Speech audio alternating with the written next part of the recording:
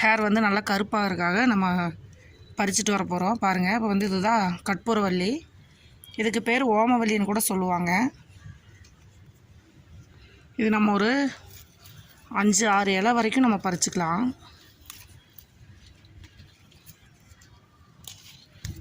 இப்போ பறிச்சாச்சு. அடுத்த பொருள் வந்து பார்த்திங்கன்னா, முக்கியமானது வந்து பார்த்திங்கன்னா கறிவேப்பிலை வந்து பாருங்கள் நல்லா தளைஞ்சிருக்கு. சூப்பராக நல்லா கொஞ்சம் ரொம்ப முத்துனதாக இல்லாமல் ஒரு அளவுக்கான கறிவேப்பிலை வந்து நம்ம உடிச்சிக்கலாம்.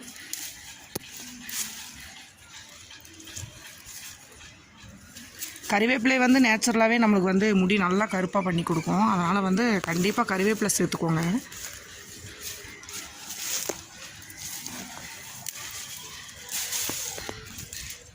இப்போ பாருங்கள், நம்ம வந்து கறிவேப்பிலையும் பறிச்சாச்சு.